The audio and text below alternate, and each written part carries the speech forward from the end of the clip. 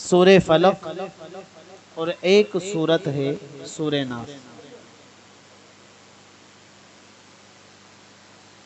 سورہ فلق اور سورہ ناس کب نازل ہوئی؟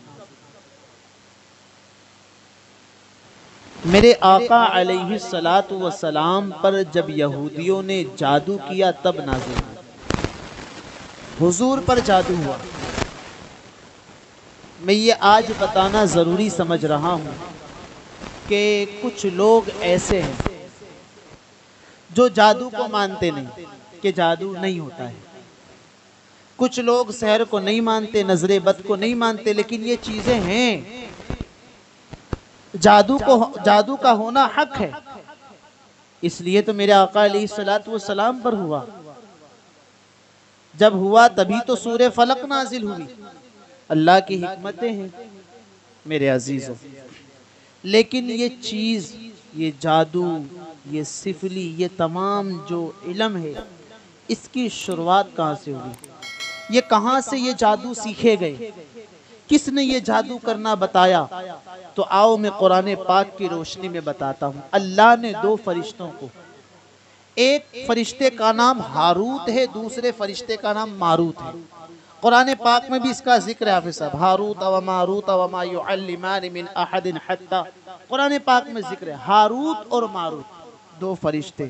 اللہ نے ان کو تمام علم سکھا کر بھیجا، امتحان کے لیے، آزمائش کے لیے یہودیوں کے بیچ میں بھیجا۔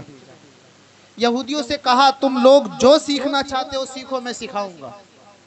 فرشتوں نے کہا تو یہودیوں نے سب سے زیادہ اگر کوئی چیز سیکھی، کوئی علم سیکھا تو وہ جادو ہے۔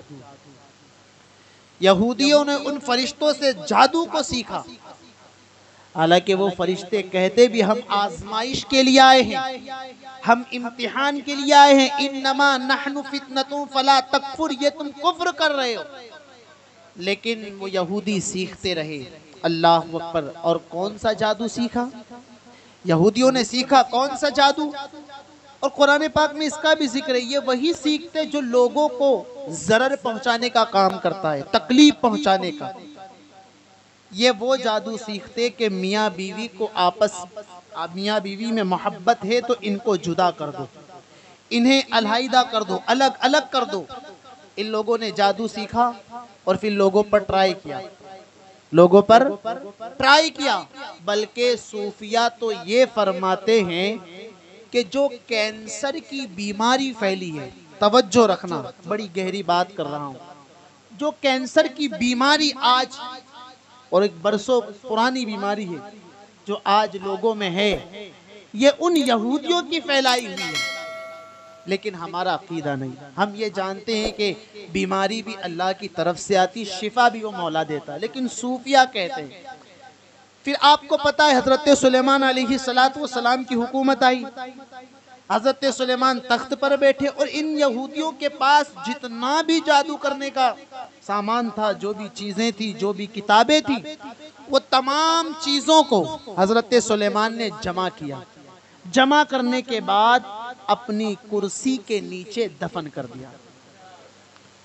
لیکن آپ کی حیات مبارکہ میں کسی یہودی کی طاقت نہ ہوئی، ہمت نہ ہوئی کہ وہ حضرت سلیمان کی تخت کو، حضرت سلیمان کی کرسی کو ہلا سکے۔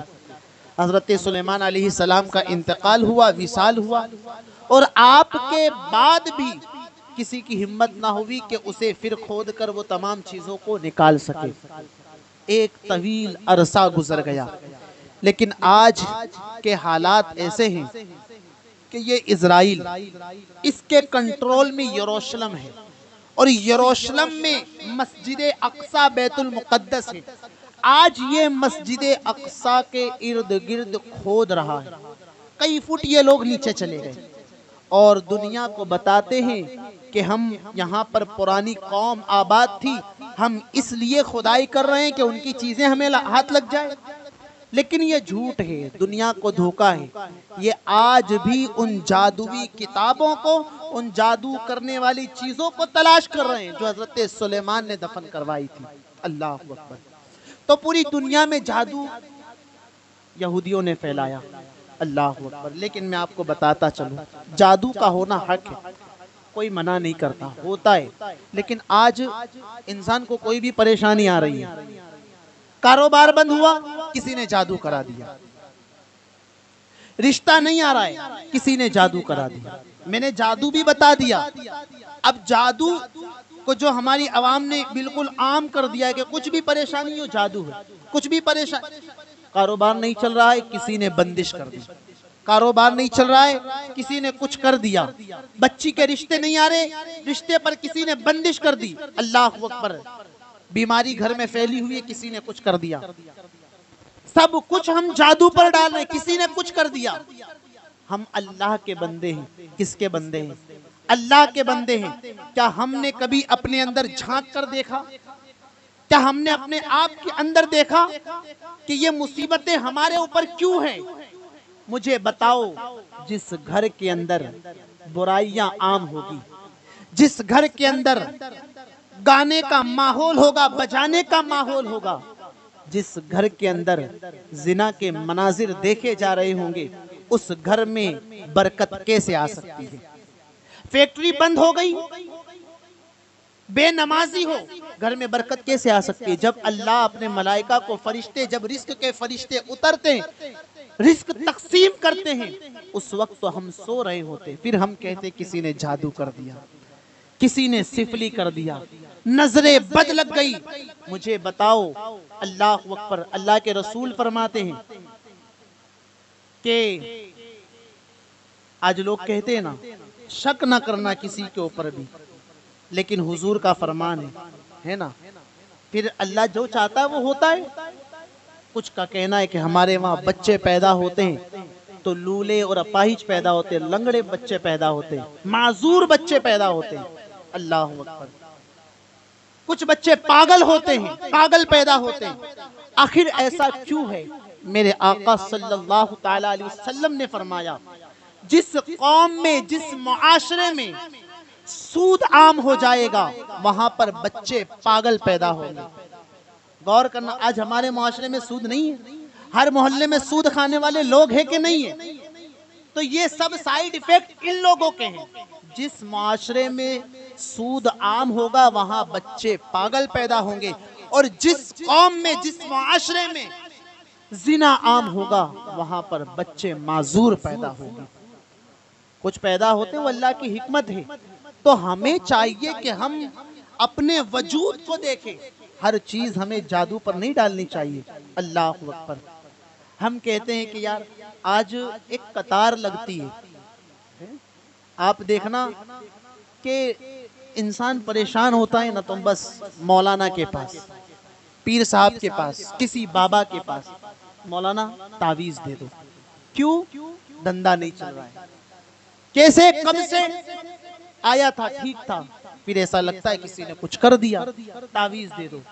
میاں میں بتاتا ہوا چلوں، ہم سے بڑے بڑے لوگ گزر گئے تعویذ دینے والے، جو آج اپنی قبروں میں آرام کر رہے ہیں، اللہ اکبر، آرام کر رہے ہیں، اور وہ لکھ کر نہیں دیتے تھے، بلکہ وہ نظروں سے تعویذ پلا دیتے تھے، اور اللہ ان کے پھونک میں، ان کی نظروں میں شفا رکھا تھا۔ لیکن اس وقت تعویذ دینے والے کم تھے، اس لیے کہ اس وقت پریشانی بھی کم تھی، اور آج تعویذ دینے والے بھی زیادہ ہیں اور تعویذ لینے والے بھی زیادہ ہیں۔ میں تعویذ کے خلاف نہیں ہوں، کچھ اللہ کے نیک بندے ہیں جو محبوب کی امت اور اس کے اللہ کے بندوں کی مدد کرنے کے لیے قرآنی آیتوں سے علاج کرتے ہیں، کچھ ایسے بندے ہیں، لیکن ٹوٹل آج کم و بیش تعویذ کے نام پر دھندا چلایا جا رہا ہے۔ میں اس لیے بتا رہا ہوں کہ ہماری قوم بھٹکے نہ، پریشانی ہو تو اپنے وجود کو تلاش کرے۔ آج ہماری مائیں، ہماری بہنیں سب سے زیادہ یہ دیکھو غیروں کے پاس، ہندوؤں کے پاس تک جاتی ہیں، نقاب پہن کر، برقع پہن کر، کافروں کے پاس، جوتش کے پاس، باباؤں کے پاس، جو سفلی علم کرتے ہیں، جو گندے علم کرتے ہیں، ان کے پاس ہماری بہنیں جاتی ہیں، بابا کوئی ایسا تعویذ دے دو، ایسا تعویذ کے رزق ہی رزق ہو۔ میری بہن بتا، اگر بابا کے تعویذ دینے میں رزق لکھا ہوتا تو وہ 50 روپے کا تعویذ بیٹھ کر کیوں بیچ رہا ہوتا؟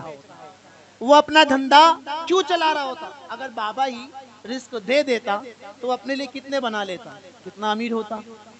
بابا شوہر محبت نہیں کرتا، نفرت ہے، تعویذ دے دو، تعویذ لکھ دو تاکہ محبت پیدا ہو جائے۔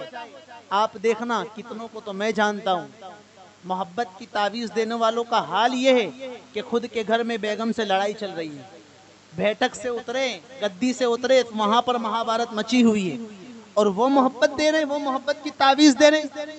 ہمیں جانے کی کہیں ضرورت نہیں ہے، ہم سجدہ تو کریں، نماز تو پڑھیں، نماز ہی سب سے بڑا تعویذ ہے، خدا کی قسم نماز ہی سب سے بڑا تعویذ ہے۔ ہم نماز نہیں پڑھتے، سکون کہاں سے ملے گا؟ ہم نماز نہیں پڑھتے، فجر میں سو رہے ہوتے، ہمیں رزق کہاں سے ملے گا؟ کاروبار میں تکلیف آئے گی، یہ پھر بندش کا بہانہ نہ کرے، ہمارے اعمال ہی ایسے ہیں۔ اللہ اکبر، نہیں آپ ہی لکھ دیجئے، کوئی کہہ دینا کہ نماز پڑھنا، استغفار کرنا انشاءاللہ، نہیں ہم گنہگار ہیں، آپ ہی لکھ دو، ایسا لکھ دو کہ کام ہو جائے۔ مایوسی کفر ہے، کچھ بندے کہتے ہم تو گنہگار ہیں، ہم جیسے لوگوں کو حضرت آپ دے دیجئے، حافظ قرآن ہے، کسی کے پاس آپ مفتی صاحب ہے، اچھی سوچ ہے، لیکن یہ کہ ہم تو گنہگار ہیں، ہم مولا سے کیا مانگے؟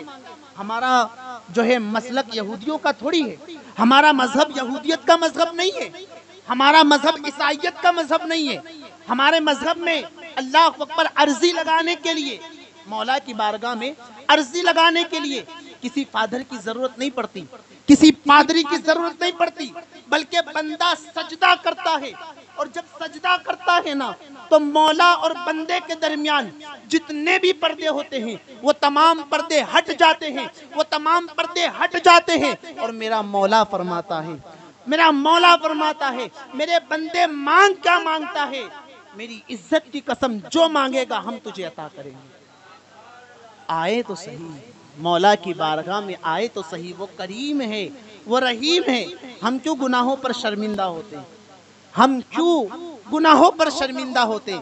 مجھے ایک بات بتاؤ، بڑے بڑے گنہگاروں کو میرے مولا نے بخشا ہے، بڑے بڑے گنہگاروں کو، میں زیادہ وقت نہیں لوں گا، بڑے بڑے گنہگاروں کو مولا نے بخشا، ہم تو گنہگار ہیں، ہم تو گنہگار ہیں، کیا ہوگا؟ اللہ اکبر۔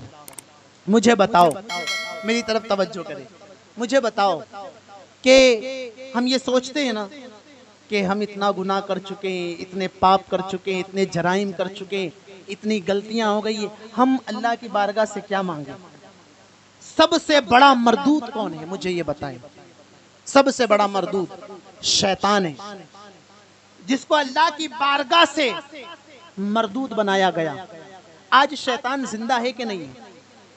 زندہ ہے نا باپو؟ زندہ ہے تبھی تو بہکا رہا ہے، زندہ ہے تبھی تو ہم مسجدوں میں نہیں جا رہے ہیں، زندہ ہے تبھی تو علماء بیان کر کے مسجدوں کی طرف بلا رہے، زندہ ہے تبھی نا۔ شیطان زندہ ہے، کیوں؟ جب اللہ رب العزت نے اسے مردود قرار دیا اور اس کی گردن میں مردودیت کا توق لٹکا دیا گیا تو شیطان نے کہا مولا، کیا کہا؟ مولا مجھے مردود تو قرار دے دیا ہے لیکن مہلت دے، لیکن مہلت دے، اور مجھے قیامت تک کی عمر دے دے۔ وہ مردود ہونے کے باوجود اللہ رب العزت نے اسے قیامت تک کی عمر عطا فرما دی۔ مجھے بتاؤ، ہم گنہگار تو صحیح ہے لیکن محبوب پاک علیہ السلام کی امت ہے، جب مردود دعا کرے، مردود مانگے تو قیامت تک کی عمر مل جاتی ہے۔ ہم تو حضور کی امت میں ہے، اگر ہم ہاتھوں کو اٹھا کر کہہ دے مولا یہ تیرے بندے نے خطا کی تھی، مولا خطاؤں کو معاف فرما دے، وہ رحیم ہے، 70 ماؤں سے زیادہ پیار کرنے والا ہے، ہاتھ ہمارے اٹھیں گے اور وہاں سے میرا مولا معاف فرما دے گا۔ معافی ہمیں مانگنی ہو، ہر مسئلے کا حل تعویذ نہیں ہے۔ ایک چیز یاد رکھیں، معاشرے میں کتنے بابا ایسے بیٹھے ہیں نا، انسان دیکھو پہلے سے پریشان ہے، کوئی خوشی میں تو جاتا نہیں، کوئی خوشی میں جاتا ہے پریشان ہو کر جاتا ہے، کاروباری تکلیفیں یا جو بھی بندشیں بیماریاں، پریشان ہو کر ہی جاتا ہے نا، پھر وہ بابا اسے اور پریشان کرتے ہیں، نہیں اتنا کچھ لانا ہوگا، اتنے ہزار کا خرچہ ہوگا، بعد میں پھر ایک دن کے بعد ارے کام تو ادھورا رہ گیا، اب تو مجھے پتا نہیں تھا کیس اتنا بھاری، اب تو 10,000 اور دینا ہوگا۔ انسان پہلے سے ہی پریشان ہے اور اس کو 20-20 ہزار میں اتارا جا رہا ہے. کتنے بابا ایسے اللہ اکبر اللہ والے ہیں میں کہتا ہوں جو فی سبیل اللہ قوم کی خدمت کر رہے ہیں, جو کچھ بھی نہیں لیتے. آج ہماری بہنوں, ہمارے معاشرے میں آخری بات, اگر میری بہنیں تو شاید آج بیٹھی نہیں ہوگی, بارش کا ماحول ہے, لیکن بیٹھتی تو وہ سنتی. آج ہماری کچھ بہنیں بھی پریشان ہیں, کچھ جو ابھی غیر شادی شدہ ہیں نا, تو ان کا بڑا مسئلہ ہے. وہ کیا سوچتی ہیں کہ ہماری جہاں پر بھی شادی ہو وہاں ساس نہ ہو, جہاں شادی ہو حق ہے یہ, وہاں ساس نہ ہو.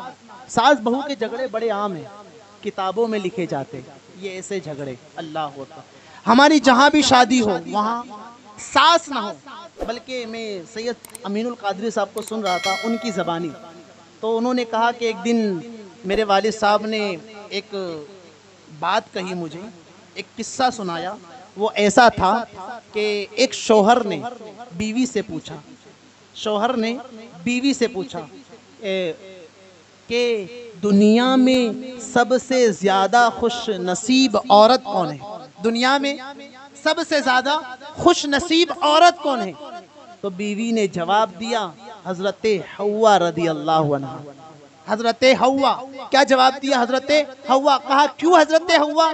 کہا اس لیے کہ ان کی ساس نہیں تھی, اس لیے کہ ان کی ساس نہیں تھی. آج ہماری بہنوں کا مسئلہ ہے کہیں بھی وہ ساس نہ ہو, ساس نہ ہو تو شوہر کا کوئی وجود نہ ہو.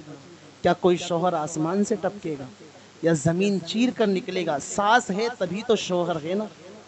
لیکن وہ کہتی ہیں شادی ہو تو ساس نہ ہو, پھر اللہ اکبر بعد میں. آج کی ماؤں کو بھی سمجھنا چاہیے کہ کسی کے وہاں سے اگر بیٹی کو لائے ہو نا, کسی کی بیٹی کو, تو اسے بیٹی بنا کر لاؤ, اسے بیٹی بنا کر لاؤ. اور بیٹی جس کے گھر سے آئی ہے نا, اسے بھی سمجھنا چاہیے یہ میری ساس نہیں ہے, میری ماں ہے. جھگڑا ختم ہو جائے گا. ساس کو ماں بنا لے اور بہو کو بیٹی بنا لے, بس جھگڑا ختم ہو جائے گا. اللہ اکبر, ساس کے ظلم و ستم سے کتنی بہنوں کو میں نے دیکھا وہ بھی آج تعویذ کے چکر میں پڑی ہوئی ہے کہ کوئی ایسا تعویذ مل جائے, کوئی ایسا عمل ہو جائے جس سے میری ساس میری مٹھی میں رہے, جس سے میرا شوہر میری مٹھی میں رہے, جس سے گھر والے مجھ سے محبت کرے. آؤ میں ایک عمل بتاتا ہوں, ایک عمل کرنا جس کو بھی پڑھ کر دم کر کر پانی میں پلاؤ گے انشاءاللہ محبت ہی محبت ہوگی. وہ عمل کون سا ہے؟ 313 مرتبہ یا ودودو یا اللہ پڑھ کر پانی میں دم کر کر پلا دو, انشاءاللہ محبت پیدا ہو جائے گی. تعویذ کی کوئی ضرورت نہیں. بسم اللہ الرحمن الرحیم 786 مرتبہ پڑھ کر کسی کو پلا دے, محبت یوں ہی پیدا ہو جائے گی. تو ہماری بہنیں بھی کہ ساس نہیں ہو, اب ساس کے جھگڑے, شوہر کے جھگڑے, تو پھر وہ کہیں نہ کہیں جا رہی ہے. اللہ اکبر. کبھی کبھی یہ لڑائی, میں آخری بات پر آتا ہوں, کبھی کبھی یہ لڑائی ہے نا انتقام کو پہنچ جاتی ہے. کسی پر اتنا ظلم مت کرنا, کسی پر بھی اتنا ظلم مت کرنا کہ وہ انسان آپ کے قتل کے پیچھے پڑ جائے. انسان بہت پریشان ہو جاتا ہے نا, پھر کہتا ہے یار اس کو راستے سے ہٹا دوں, اس کا قصہ ہی تمام کر دوں. انتقام کی آگ بھڑک جاتی ہے, وہ آپ کے قتل کی پلاننگ بنانے لگتا ہے. اسی طرح کا ایک واقعہ ہے کہ ایک بیٹی پر ہے نا اس کی ساس نے بڑا ظلم کیا, بڑا ظلم. ساس سے بنتی نہیں تھی, بالکل بھی نہیں بنتی. تو پریشان ہو گئی بیٹی, تو بیٹی نے کہا کہ اب ساس کو ٹھکانے لگانا ہے. ساس کو ہی نہ رہے گا بانس نہ بجے گی بانسری, اب اس کو ہی ختم کرنا ہے. ماں باپ کو فون کرتی, یہ فون کا زمانہ نہ ہوگا, میں سمجھانے کے لیے کہہ رہا ہوں, ماں باپ کو کہتی تو ماں باپ کہتے بیٹا صبر کرو, صبر کی تلقین کرتے. جو اچھے ماں باپ ہوتے ہیں نا وہ صبر کی ہی تلقین کرتے ہیں. جو چاہتے ہیں بیٹی کا گھر بنا رہے وہ صبر کی تلقین کرتے ہیں. اور جو ماں باپ جن کی خود کی تربیت نہیں کی ہے, ایسا کری تو ویسا کر, چل گھر آ جا, بیٹھ جا, آئیں گے تب لے جائیں گے. جو ماں باپ اچھے کردار کے ہوتے ہیں وہ بیٹی کو کہتے صبر کر, وہ بیٹی کے ماں باپ اچھے کردار کے تھے, بیٹی صبر کر. لیکن ساس کا ظلم بڑا, تو اس کو یاد آیا کہ میرے ابو جان جو ہے ان کے ایک بہت عزیز دوست ہیں, وہ بڑے حکیم تھے اس وقت, بڑے طبیب تھے. تو کہا میں ان کے پاس چلتی ہوں. گئی حکیم صاحب کے پاس. کہا چچا جان آپ میرے والد کے بڑے عزیز دوست ہیں, ایسی ایسی بات ہے, ساس کا ظلم بڑا بڑھ گیا ہے, شوہر بھی ساس کی وجہ سے محبت نہیں کرتا ہے. چچا جان اب میں تھک گئی ہوں, میں اب ظلم و ستم کو نہیں سہ سکتی. اب میں نے یہ ٹھان لیا ہے, ارادہ کر لیا ہے کہ اب مجھے ساس کو ختم کرنا ہے. آپ مجھے کچھ زہر دے دیں, اس لیے کہ میں ساس کو پلا دوں تو اس کی سانسیں رک جائیں. اب وہ حکیم بھی آج کی طرح حکیم نہیں تھے, لوٹنے پھونکنے والے, کہ 3,000 دے دو کام ہو جائے گا. ابھی لٹیرے حکیم بھی بہت چلے ہیں موبائل پر, سوشل میڈیا پر. وہ حکیم بھی یار ایسے نہیں ہوا کرتے تھے, وہ حکیم کے ساتھ ساتھ بہت نیک انسان ہوا کرتے تھے. اللہ اکبر. اور بڑی سمجھ ہوا کرتی تھی, بڑے ماہر تھے. کہا بیٹی ایسا ہے, تو انہوں نے کہا کہ دیکھو اگر میں تمہیں زہر دیتا ہوں, میں تمہیں زہر دیتا ہوں اور زہر کھا کر ساس مر گئی تو الزام تمہارے سر آ جائے گا, اس لیے کہ گھر میں جھگڑا تم سے ہی ہوتا ہے, الزام تمہارے سر آ جائے گا. بیٹی میرا مشورہ مانو, میرا کہنا مانو, تو میں ایسا زہر دیتا ہوں, کچھ 3 مہینے کی پڑیا بنا کر روزانہ ایک پڑیے کو کھانے میں ملانا اور ساس کو پلانا. دھیرے دھیرے دھیرے دھیرے 3 مہینے بعد اس کا انتقال ہو جائے گا, جس کو کہتے ہیں نا دھیما زہر, دھیرا زہر. وہ دھیرے دھیرے انسان کو مارے گا. تو اس بچی کو یہ مشورہ پسند آیا کہ چچا جان آپ ٹھیک کہتے ہیں, صحیح کہتے ہیں, ایسا ہی کروں گی. اللہ اکبر. 3 مہینے کی پڑیا بنا کر دی, 3 مہینے کی. اور جب 3 مہینے کی پڑیا بنا کر دی نا, کہا بیٹی ایک اور بات, یہ دینے سے پہلے ایک اور مشورہ, ایک اور بات سنو. اگر 3 مہینے کے بعد بھی انتقال ہوا نا تو الزام تمہارے سر ہی آنا ہے, کیونکہ جھگڑا تم سے ہی ہوتا ہے, جھگڑا تم سے ہی ہوتا ہے. تو ایک کام تمہیں یہ کرنا ہے, جب تک تم یہ پڑیا اپنی ساس کو دیتی رہو گی کھانے میں ملا کر, تو اس کے ساتھ محبت سے رہنا ہے. ساس بولے بیٹی پانی لا, بہو پانی لا, جملہ نہ ختم ہو پانی پیش کر دینا, پانی نہیں تو دودھ پیش کر دینا. کبھی پاؤں دبانا, کبھی سر دبانا, بڑی محبت سے رہنا, ورنہ بیٹی تو پھنس جائے گی. کہا چچا جان ٹھیک ہے. گھر گئے. اب سلسلہ چالو ہوا, پڑیا بنا بنا کر دے رہی ہے, کبھی ساس کا پاؤں دبا رہی ہے, کبھی سر دبا رہی ہے, کبھی پانی پلا رہی ہے. محبت کی محبت. جب ساس نے دیکھا کہ ہاں میری بہو اتنی نیک ہو گئی ہے, اتنی فرما بردار, اتنی خدمت گزار ہو گئی ہے, تو اب جو ساس تانے دیتی تھی اب وہ دعائیں دے رہی ہے. جو ساس تانے دیا کرتی تھی تیرا برا ہو, تیرا ستیاناش, آج وہ دعائیں دے رہی ہے. اور جب دعائیں دیتا ہوا اپنی ساس کو بہو نے دیکھا تو اب اس کا بھی ارادہ بدل گیا. یار جو ساس ظلم کرتی تھی, جو ساس تشدد کرتی تھی, آج وہ ساس تو ماں کی طرح دعائیں دے رہی ہے. ساس ماں بن گئی اور بہو بیٹی بن گئی, دونوں میں محبت ہو گئی, کیونکہ بیٹی کی اب وہ بیٹی کی طرح خدمت کر رہی تھی. اب خیال آیا کہ ہائے اللہ میں نے بہت غلط کر دیا. کیا غلط کر دیا؟ اب تو کچھ ہی دن باقی ہیں, میری ساس اب تو ختم ہو جائے گی, اب تو انتقال ہو جائے گا, اور میں نہیں چاہتی اب میری ساس دنیا سے جائے یا انتقال ہو, کیونکہ اب وہ ساس نہیں, اب وہ ماں بن گئی تھی, ماں بن گئی تھی.